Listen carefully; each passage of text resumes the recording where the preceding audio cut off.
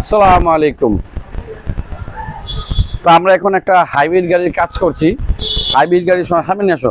Hybrid গাড়ির সমস্যা হচ্ছে আপনার ঠান্ডা হয় ছেড়ে দেয়, ঠান্ডা হয় ছেড়ে দেয়। তো এটা একটা ভালো জায়গায় দেখাইছে, নামি দামি জায়গায়। তো ওনারা বলছে আপনার কম্প্রেসার টোটালি বাদ চেঞ্জ। তো ওনারা এস্টিমেট দিল 80,000 টাকা।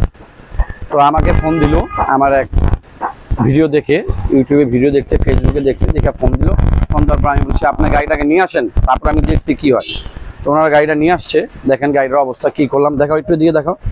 গাড়িটা পুরোটা আমরা যে রোগটা পেলাম, যে আপনার সামান্য একটা রোগের জন্য 80,000 টাকা আপনি দিবেন সামান্য একটা রোগের জন্য। এই যে দেখেন সামান্য রোগ, ইয়েস, কুলিং ফ্যান মোটর। এই কুলিং ফ্যান মোটরের জন্য আপনার 80,000 টাকাটা মেনে নেওয়া যায় না, কোনোদিনও না। তো আমরা রোগ ফাইন্ড আউট করলাম, স্ক্যানিং করলাম, প্রথমে সব চেক করলাম, গ্যাস ট্যাস এভরিথিং অল ওভার ওকে। সমস্যা শুধু ফ্যান মোটরে। রেডিয়েটর দেখাও, এটা পুরো জাম। তো আমরা এই ফ্যান মোটরের সাহায্যে আপনার রেডিয়েটরটা পানি মেরে ওয়াশ করলাম। এখন ফ্যান মোটরটা রিকন্ডিশন লাগিয়ে দিলাম, দেখেন একবারে রিকন্ডিশন লাগিয়ে দিলাম। এখন এটা লাগিয়ে সব চেক করব।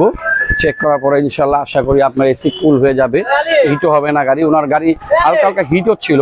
তো ওনারা বলছে যে ওয়াটার পাম্পও লাগবে, আসলে কিছুই লাগবে না, সব হলো বগিচুগি, বুঝলেন না? সব বগিচুগি দিয়ে মানুষের টাকা খাওয়ার ধান্দা।